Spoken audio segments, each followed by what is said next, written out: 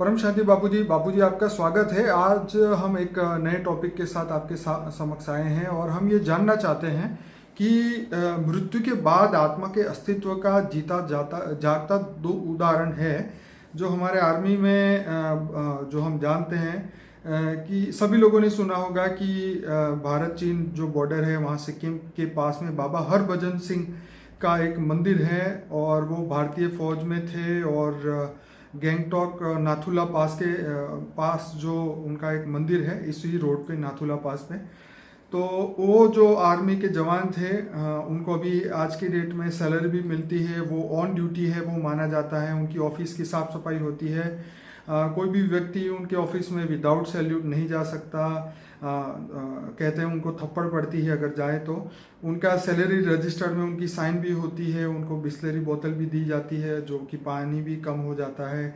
ऐसे एक और भी जवान जो है उनका नाम है राइफलमैन जसवंत सिंह रावत जो कि आर्मी में थे। उनका भी एक स्मारक बना है जसवंतगढ़ में उनका बनाया गया है। उनको प्रमोशन भी मिलती है, छुट्टी भी मिलती है। तो हम ये जानना चाहते थे कि जो ये उन्होंने जो बाबा हरभजन सिंह है उन्होंने मृत्यु के बाद भी ये ड्यूटी की है। उनकी जब डेथ हुई तो उन्होंने अपने साथी सैनिक को बताया कि मेरी डेड बॉडी कहाँ पड़ी है और उसके बाद में सैनिकों को वो हेल्प करने लगे।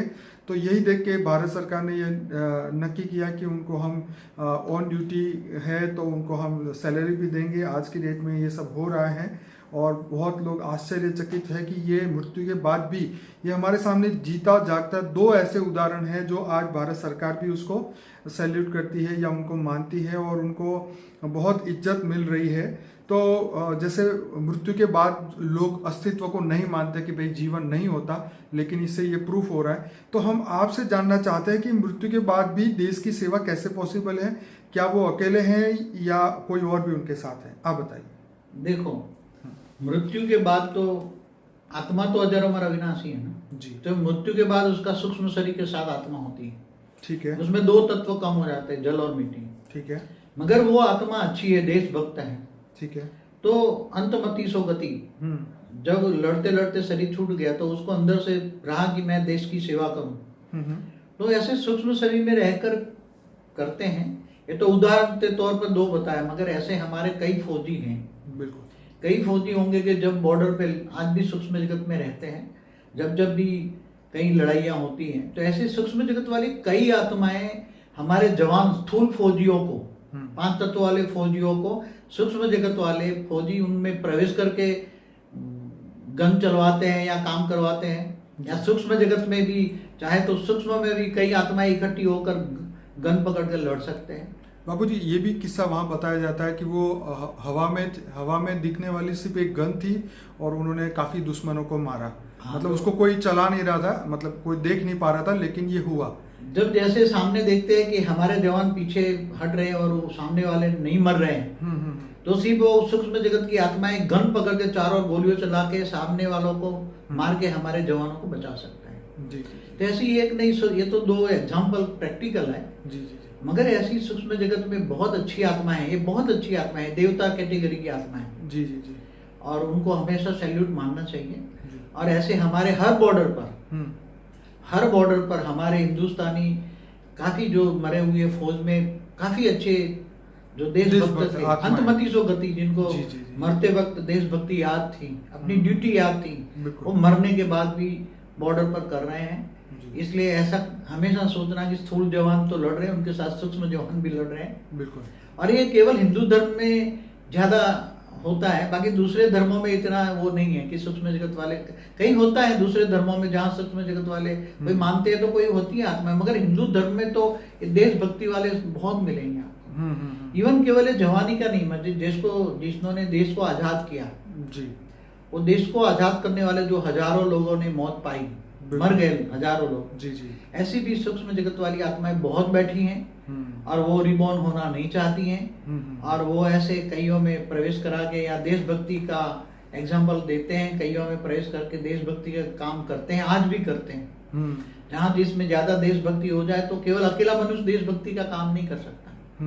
जहाँ जिसमें देशभक्ति का जज्बा है, अच्छा काम कर रहे हैं, तो उसके साथ समझो कि देशभक्ति वाले जो हैं, वो सूक्ष्म जगत वाली आत्माएं होती है। हमेशा सूक्ष्म जगत वाली आत्माएं बहुत अच्छा काम करती हैं, अच्छी काम करती हैं। जैसे बुरे काम करने वाले प्रवेश करके उल्टा काम करते हैं, ऐसी तरह चाहे देशभक्ति वाले हो या भक्ति मार्ग वाले हो, ऋषि मुनि भी हो, ऐसे कई ऋषि मुनि भी कई ऋषि मुनियों के साथ प्रवेश करके अच्छा काम कर रहे हैं।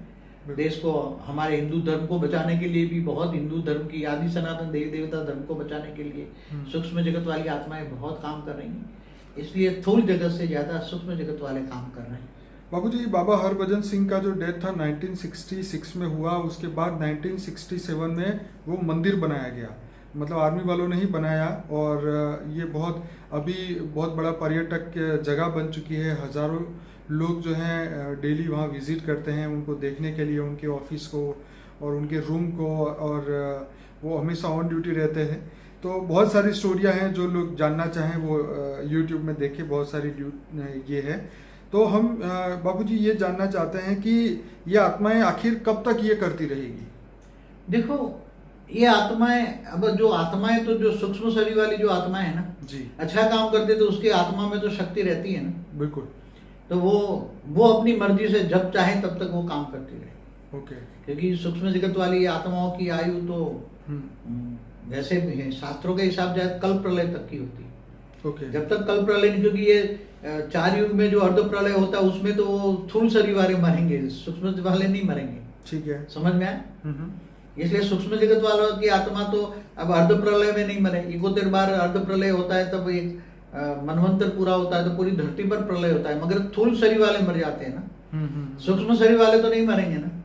तो आपका मतलब कल प्रलय में जब भूलोक भूलोक स्वलोक खत्म होता है कल प्रलय में। तो आपका कहने का मतलब ये है कि जब तक कल प्रलय नहीं होता, अगर ऐसी आत्मा तो कल प्रलय में भी ऊपर चौथे पांचवें लोक में चली जाती है, तो पता लग जाता है तो ऊपर चली जाती है, तो बच जाती है। ऐसी आत्मा अच्छी आत्मा है ना, हाई क्वालिटी। तो आपका मतलब ये है कि ये आत्मा ये नॉर्मल ह्यूमन से काफी सुपीरियर, मतलब बहुत ऊंची आत्मा। हाँ, तब तो रिबॉर्न नहीं हो रही है ना। ओके।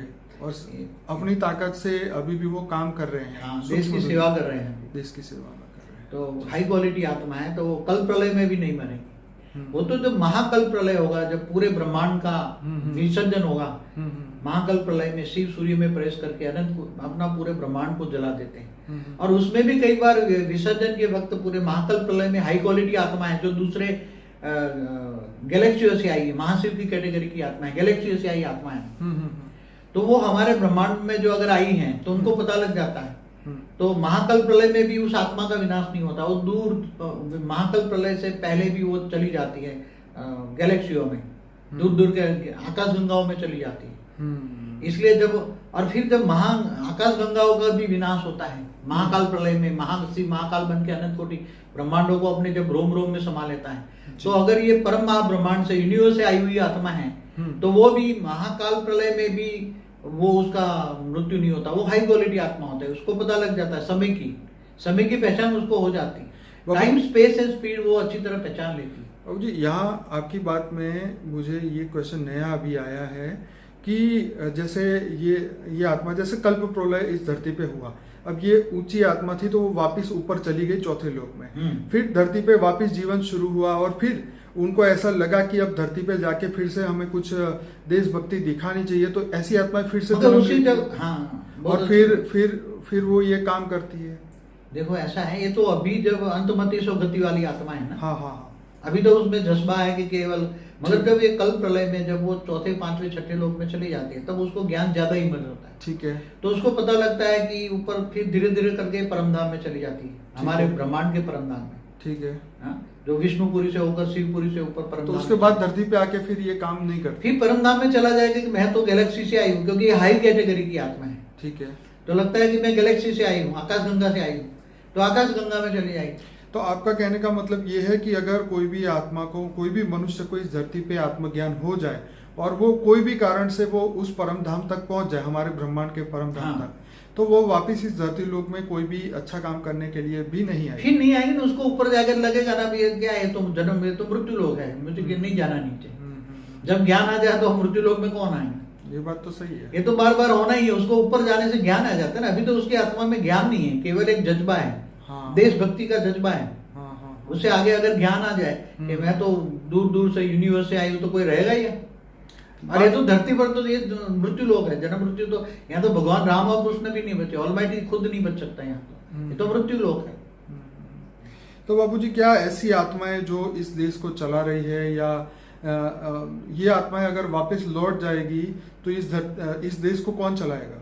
देखो धरती पर, हाँ मैंने कई बार बोला है, धरती पर दूर दूर सी गैलेक्सियों से महाशिव की कैटेगरी की आत्माएं हैं, ठीक है, यूनिवर्स से आई हुई परमाशिव की कैटेगरी की आत्माएं हैं, ग्रेट ग्रेट यूनिवर्स से आई हुई, हमारे 33 कोटि देवता ग्रेट ग्रेट यूनिवर्स से आए थे 198 करोड़ साल पहले। जब दूसरा पराग शुरू हुआ ना, पहले पराग खत्म हुआ और दूसरा पराग शुरू हुआ, उसके बीच में एक संगम युग होता है बहुत बड़ा, तब ग्रेट ग्रेट यूनिवर्स से 33 कोटि देवता, high quality, great great universe से कितनी हाई क्वालिटी होगी, परम परम परम परम महाशिव की कैटेगरी की आत्माएं, वो भी मगर अभी अब मनुष्य बन चुके हैं। मगर जो मनुष्य बने हैं उसमें केवल हमारे ब्रह्मांड के शिव की रचना है ऐसा नहीं है, और कोई महाशिव की कैटेगरी की है, कोई परम महाशिव की कैटेगरी की, अलग अलग धर्म है, वो हाई क्वालिटी आत्मा भी है।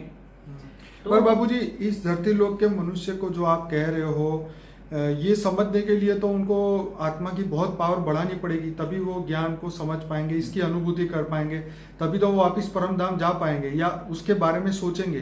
क्योंकि अभी तो मनुष्य तो सिर्फ भोग योनि में, मतलब हर चीज को भोग लेना ही चाहता है। जैसे गीता में कहा ना कृष्ण ने कि सामान्य मनुष्य जो है वो तो विषयों का चिंतन करता है, तो ये तो चीजें इंसान की बंद ही नहीं होने वाली। इसी तो भक्ति मार्ग में क्या कहते हैं, विषय विकार मिटाओ देवा पाप हरो देवा।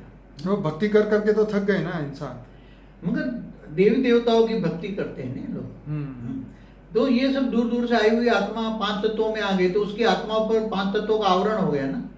जैसे एक इलेक्ट्रिक तार के ऊपर अगर वो रबर चढ़ जाए तो उसमें तार का करंट आएगा? नहीं आएगा। ऐसी तरह आत्मा पर 5 तत्वों का शरीर का आवरण चढ़ गया, इसलिए आत्मा की शक्ति दब गई। अब कौन कहाँ से आए गए सब भूल गए।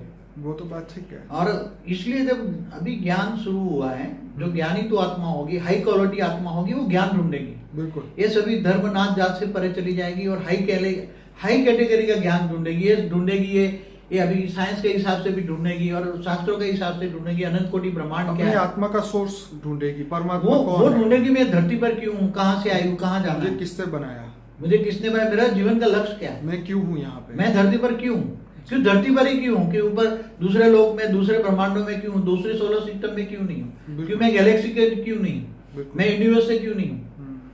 तो कई आत्मा, हाई कैटेगरी की आत्मा ये ज्ञान मार्ग में चलेगी और ज्ञान ढूंढेगी, और जब हाई कैटेगरी के हाई लोक का ज्ञान मिलेगा, बहुत केवल ब्रह्मांड से ऊपर का ज्ञान चाहिए ऐसी आत्माओं को।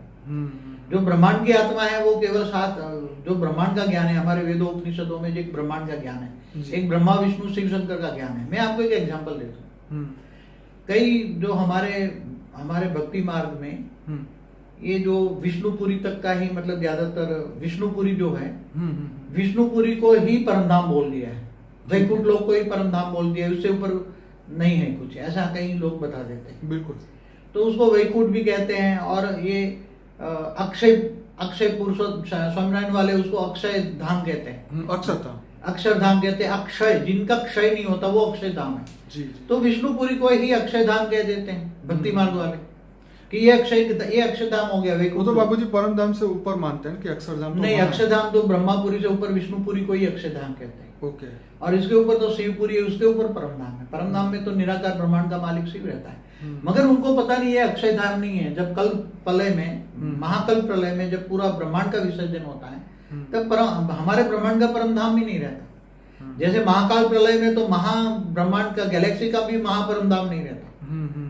यूनिवर्स के, जब यूनिवर्स भी मतलब यूनिवर्स का मालिक महाकाल प्रलय करता है, तो गैलेक्सियों को भी नहीं, वो गैलेक्सियों को भी अपने अंदर समा लेता है। जैसे महाशिव कहते हैं ना, अनंत कोटि ब्रह्मांडों को अपने रोम रोम में समाते हैं महाकाल बन के, महाकाल प्रलय में। तो ऐसी तरह जब यूनिवर्स, जब परम महाशिव भी पूरी गैलेक्सियों को अंदर समा लेते हैं। जैसे यूनिवर्स है 16 कला का, तो गैलेक्सियां बनाना 9 कला से स्टार्ट होते हैं। ये बहुत गहरा है, ज्ञान सागर में डूबना पड़ेगा। हमारी वीडियो देखो, उसमें वैरायटी ज्ञान है। तो मैं सभी अपने श्रोताओं को कहूँगा कि बापूजी का अनस्पोकन ट्रूथ बाय बापूजी का एक प्लेलिस्ट है जिसमें 125 वीडियो है, और बापूजी ने लाइफ आफ्टर डेथ के ऊपर 2 स्पेशल वीडियो बनाए थे, और वो हर आत्मा को देखनी चाहिए। बेहद के परमधाम का वर्णन बताया है उन्होंने, जनलोक, महलोक, स्वलोक, तपलोक के बारे में बात बताई है, सूक्ष्म दुनिया, कारण जगत, महाकारण जगत, उसके ऊपर वीडियो बनाई है। तो ऐसे वीडियो जो हमें आगे, जैसे बापूजी के आत्मस्वरूप में परम लाइट की प्राप्ति कैसे हो, आत्मस्वरूप कैसे प्राप्त किया जाए, आत्मस्वरूप की अनुभूति कैसे किया जाए, कर्मातीत अवस्था तक कैसे पहुंचा जाए, ये सभी हमारे 1000 से ज़्यादा वीडियोस है, उसके अंदर हमने ये सब गहराई से बताया हुआ है। तो इसलिए हमारे चैनल को सब्सक्राइब करना ना भूलें, इस वीडियो को लाइक करें, शेयर करें, ज़्यादा से ज़्यादा लोगों तक पहुंचाएं, क्योंकि आत्मा का जो रहस्य है अभी तक कोई जाना नहीं है। बापूजी का एक बढ़िया वीडियो है, आत्मा के जो 10 रहस्य है, उसके ऊपर हमने वीडियो बनाया था और काफ़ी फेमस वीडियो है, लोग बहुत इसको शेयर कर रहे हैं। तो आप भी इस महान कार्य में जुड़े और ज़्यादा से ज़्यादा इस वीडियो को शेयर करें। बापूजी आपका बहुत बहुत धन्यवाद। परम शांति। परम शांति।